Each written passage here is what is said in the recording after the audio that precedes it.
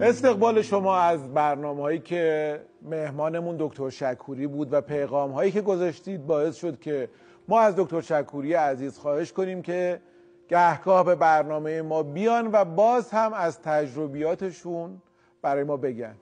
خیلی خوش اومدید. ممنونم، متشکرم. سلام عرض می‌کنم خدمت شما. بی نهایت ممنون لطف مردمم و محبتشون و دست همشون رو میبوسم. در خدمت شما. ارادتمند. دکتر، علت اینکه این دوتا کتاب رو برای ما آوردین چیه و درباره چی میخواین صحبت کنید؟ کتاب اول هست دال دوست داشتن، چند روایت از عشق و زندگی، حسین وحدانی.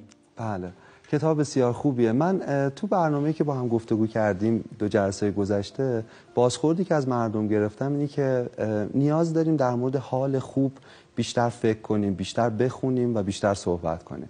بر همین اساس من این کتاب رو آوردم که هم یه بخشیشو بخونم، هم در مورد یه مفهوم جدیدی که شاید کمک کنه با مطالعه، با دریافتنش در کتاب‌ها حال ما بهتر بشه، در مورد این با هم گپ بزنیم. عالی. چیکار کنیم حالمون بهتر بشه؟ زنده باشید. ببینید، به صورت کلی اگه یه جمله بخوام بگم اینه که و حول این جمله مفاهیم رو طرح کنیم، اینه که تنها راه رهایی تحمل امر تحمل ناپذیره.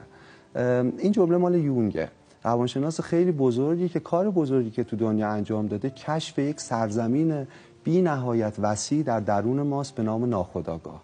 یونگ میگه هر آن چیزی که دیدیم، لمس کردیم، چشیدیم و باش تجربه داشتیم، همه چیز در یک سرزمین بی نهایت وسیع به نام ناخودآگاه وجود داره. رنج هامون، حسرت هامون، لحظه های تحقیرمون و اونجا وجود داره. پس هر آنچه که دیدیم، هر آن چیزی، یعنی حتی اگر الان ما یادمون نیست ولی اینا ثبت و ضبط شده. دقیقاً. و رو کنش های ما، رو تصمیم های ما، رو نگاه ما به دنیا به شدت اثرگذاره. پس اگر ما وقتی میریم یه جایی میگیم چقدر این تصویر انگار آشناست، این بو رو من مثل که قبلا در واقع شنیدم، برام این بو، این صدا، ولی یادمون اینا از ناخودآگاه. دقیقاً همینطوره. خب و این ناخودآگاه پس توش هم اتفاقات خوب وجود داره، هم رنج ها و حسرت ها و تحقیر ها و همه اینها.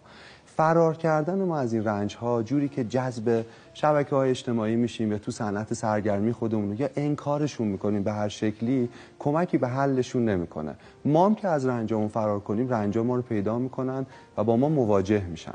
تنها راه رهایی تحمل امر تحمل ناپذیره. یعنی باید مواجه شیم باش، باید چشم تو چشم شیم تا حالمون بهتر شه. دیدیم بعضی شبا قبل از خواب جسممون بی نهایت خسته است، اما روحمون بیقرار میشه، خوابمون نمیبره. یه تنشی، میدونید، یه بیقراری همه سلولای ما رو گرفته، از این پهلو به اون پهلو. اینا همین آتش فشان‌های ناخودآگاهه که یه اتفاق اون زیر داره ملتهبش میکنه. راه مواجهه با اینا چیه؟ ببینید، چند تا رنج اساسی تو دنیا وجود داره که اینا ازش نمیشه فرار کرد. اولیش به نظر من تنهاییه. تنهایی از کجا اصلا ریشه میگیره؟ چجوری شکل میگیره؟ ما از 7 ماهگی تو دوره جنینی به تعبیر روانشناسان امروزی رو به یاد میاریم.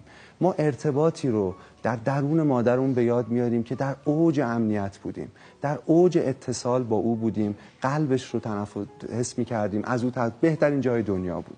بعد به دنیا اومدیم، بند نافمون جدا شد و این آغاز تنهایی ما بود. به این نتیجه رسیدیم که دنیا قدرتمنده و ما قدرتمند نیستیم. دنیا بزرگه و ما بزرگ نیستیم به اندازش. و بعد میدونید، چون نقطه مرجع ما اینه، یعنی ما یادمون میاد اون اتصال بی نهایت امن رو با مادرمون، برای همین انتظار داریم هر رابطه این حس رو به ما بده. ولی خب مادرمون هم دیگه آدم جداست، یه فردیت دیگه است که داره زندگی میکنه. تو لحظه‌ای که عاشق میشیم، وقتی اسلو موشن میشه و طرفو میبینیم و قلبمون تند میزنه و چشممون برق میزنه، یه جورایی احساس میکنیم اون تجربه اتصال دوباره داره برمیگرده. ولی غافل از این که اونم یک آدم جداست. ببین، من میخوام بگم یونگ میگه و این تیپ روانشناسی میگه که تنهایی یک چیز ذاتی درون ماست. ما تنها به دنیا میایم، تنها زندگی میکنیم و تنها میمیریم. هیچ کس، هیچ کیفیتی از رابطه تمام این تنهایی رو نمیتونه از بین ببره. و ما از تنهایی میترسیم به 2 دلیل. اول اینکه وقتی کودک بودیم اگر تنها میموندیم میمردیم. و دوم اینکه وقتی بشر کودک بوده در ابتدای تمدن، اگر تنها میموندیم قبیله حمایتمون نمیکرد میمردیم. ولی امروز در سال 96 و در بزرگسالی ما از تنهایی نمیمیریم. ارزش بیش از حدی که به رابطه ها میدیم به خاطر این 2 تا نکته است. اگه ما تحمل کنیم این تنهایی رو، 2 تا اتفاق خیلی خوب تو زندگیمون میفته. اول اینکه انتظارات بیجا از آدم‌ها نداریم. خیلی از رابطه ها فرو میپاشه، خیلی از ازدواج ها متاسفانه اتفاقهای بدی مثل خیانت توش میفته، چون آدما تصور اشتباهی از ازدواج دارن، انتظار بیجایی از آدمی دارن که در رابطه باشن که اون نمیتونه محققش کنه. پس رابطه هامون باثبات‌تر میشه اگر این امر تحمل ناپذیر رو تحمل کنیم که تنهایی بخش ذاتی ماست. و دوم این که رو فردیتمون میتونیم سرمایه گذاری کنیم.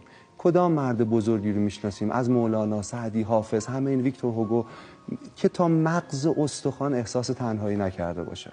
به جای سرمایه‌گذاری غلط روی گرفتن تایید از بقیه برای اینکه به خیال خودمون از تنهایی فرار کنیم، رو فردیت خودمون، رو نیروهای عظیم درونمون میتونیم سرمایه‌گذاری کنیم. این که من میگم روی فردیتمون سرمایه‌گذاری کنیم به منزله بی‌اعتنایی روی عوامل بیرونی یا آدم‌های نزدیک به ما نیست. به معنی اینه که من میگم تنها پاتن ترس عبور از میان ترسه. تنها پاتن تنهایی هم در آغوش گرفتن تنهایی، مواجه شدن. دقیقاً اینطور ما انتظاراتمون از دوستانمون هم انتظارات بی ربطی نیست. و من میخوام الان چون داریم تو برنامه کتاب باز هستیم، اینو خیلی تکراریه ولی واقعا واقعیه که میگن یه دوست خوب کتاب دوست خوبه. دقیقاً کتاب میتونه و خواندن میتونه قسمتی از تنهایی ما رو پوشش بده، قسمت زیادیش رو پوشش بده. 100% همینطوره. یه مسئله دیگه اندوه آقای صحت. ببینید من از این آدمای خیلی مثبت بودم، از اینایی که حرفای مثبت اندیشانه خیلی و خب خیلی از این حرفام خوبه، ولی یه اتفاقی برای خودم افتاد. سال 94 من بنا به دلیلی که حالا یه کیستی که در کمرم بود 2 تا عمل جراحی انجام دادم. همزمان تو همون به فاصله 6 ماه 2 تا از نزدیکترین افراد زندگیم یک بیماری درشون تشخیص داده شد که خب درمانش مسیر سختی رو داشت. هر چقدر تو این شرایطی که فرو پاشیده بودم از نظر روحی سعی می‌کردم مثبت به قضیه نگاه کنم، کمکی بهم نمی‌کرد. هر چقدر این حرفایی که میزن تو بتونی، تو میتونی، من بتون نبودم، من نمیتونستم. میدونید زیر بارش داشتم له میشدم، عصبانی بودم، خشمگین از خدا، از زندگی، از همه چی. چیزی که به من اونجا این واقعیت رو به من نشون داد که نگرش‌های مثبت اندیشانه علیرغم همه خوبی‌هایی که دارن یک بچه غلط دارن تو این اتفاق بود و اون بچه غلط اینه که با واقعیت دنیا سازگار نیستن. گاهی رنج اینقدر زیاده برای کسی که نمیتونی بهش بگی مثبت نگاه کن. خب آدم با رنج در واقع رو به رو بشه که دقیقاً حرف من نه آدم اذیت نمیشه، اتفاقا کمک میکنه به پذیرشش. قطعاً اذیت میشه ولی خب این اذیت شدن به حل مسئله کمک میکنه. ما عادت داریم مسکن میزنیم، درد کاسته میشه ولی درمانی رخ نمیده. این رنج ها در ناخودآگاه ما وجود دارن. تو این کتاب دال دوست داشتن یه روایتی میگه به نام در ستایش غم. در مورد میگه که غم خیلی هم چیز بدی نیست. اگه دوست داشته باشی میتونم چون خیلی خودش خوب توضیح داده از روش بخونم. میشه لطفاً زنده باش. حتما. تو این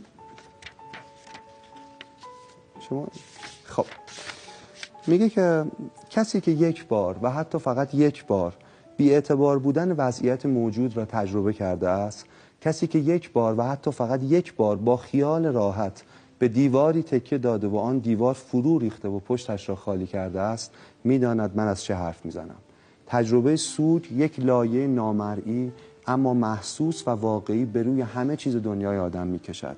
مثل لاک بیرنگ، مثل ورنی روی جلد، مثل سلفون روی غذا، مثل شیشه شفاف تمام قدی که در فرودگاه بین ما و مسافرمان کشیده شده است، مثل چیزی که نیست اما هست. و ما میدانیم که هرگز هیچگاه به تمامی شاد نخواهیم بود، که هرگاه دستمان را پیش آوریم تا شادی را لمس کنیم، حتی از نزدیک، حتی در آغوشش هم که باشیم، انگشتانمان لایه نامرئی از غم را لمس خواهد کرد. آدم‌هایی که پدر مادرشون از دست دادن یا عزیزی رو میدونن که دیگه بعدش خندیدن شبیه قبل نیست. انگار یک لایه نامرئی بین شما و شادی کشیده میشه. در ادامه میگه غم نه یک اتفاق زمانی یا حالت انسانی است که موجودی است جاندار که نفس میکشد و در کنار ما زندگی میکند. آنگاه که خسته از روزمرگی بر صندلی اتوبوس نشسته ایم یا در جمع شاد همراهان یکدل رها شده ایم یا پس از سرخوشی و گرده شبانه پای ظرفشویی ایستاده ایم و بشقاب‌ها و لیوان‌ها را به کف آغشته ایم و شادمان آهنگی را زمزمه می‌کنیم، غم می‌آید آرام روی صندلی، لبه تخت روی زمین یا پشت میز آشپزخانه می‌نشیند، با صبری وصف ناشدنی به ما خیره می‌شود و آنقدر منتظر می‌ماند تا تیزی حضورش از حباب نازک انکار ما بگذرد. آنگاه به آرامی برای هر دویمان چای میریزد. ما نمیخواهیم سهمی به غم بدهیم. با خودمان میگوییم مگر چقدر در زندگی زمان داریم که سهمی از آن را هم به غم ببخشیم. اما من با خودم میاندیشم که کاش شادی را در نیندازیم با غم. من همه اینو خوندم به خاطر این جمله. شادی عدم غم نیست، شادی کنار آمدن با غم است. شادی عدم غم نیست، شادی کنار آمدن با غم است. دعوت کردن رسمی است از غم که بیاید با ما باشد، با ما خودمانی شود، معاشرت کند، معرفیش کنیم به دوستانمان. دوستان غم من، غم من دوستان. و بعد موسیقی گوش کنیم، بگوییم، برقصیم، بخندیم به سلامتی غم این وفادار همیشگی. بعد ببریمش به خانه، بیاید با ما خیره شود در آینه، بخندد، مسواک بزند، برود جایش را بیاندازد، آرام و نجیب شب بخیر بگوید. صبح که چشم باز میکنیم یادمان بیاید که تنها نیستیم و لبخند بزنیم، چون غم و تنها غم است که ما را تنها نمیگذارد. دیدی که مرا هیچ کسی یاد نکرد جز غم، که هزار آفرین بر غم باد. ببینید من میخوام بگم اگر اندوه بخشی از زندگیه، پذیرش این اندوه و میدونید کنار اومدن با این اندوه کمک میکنه به حال بهتر. یه ذره این کنار اومدن توضیح میدید. ببینید فرق بین اما یا و. یه وقتی من میگم من مشتبام اما بیمارم، من مشتبام اما برشکستگی مالی رو تجربه میکنم، این اما به منزله اینکه این بخشی از من نیست این رنج. ولی گاهی من میگم من مشتبام و بیمارم، من مشتبام و برشکستگی مالی رو تجربه یعنی کردم. شرایط رو بپذیریم دقیقاً. و ببینیم در این شرایط دقیقاً چه میشود چه میشود و چشم در چشم اون رنج بدوزیم، بپذیریمش. انکار رنج کمکی به حلش نمیکنه، پذیرشش مثل اینکه گوشت روح میشه. دکتر شکوری میدونین که اگه من و شما رو ول کنن اندازه کل شبکه نسیم بکنم صحبت کنیم، اینه که بذارین همینجا بقیه‌اش رو بذاریم برای جلسه بعد. چشم حتما ادامه میدیم جلسه بعد همین موضوع رو ان شاء الله. ممنون از شما، مرسی.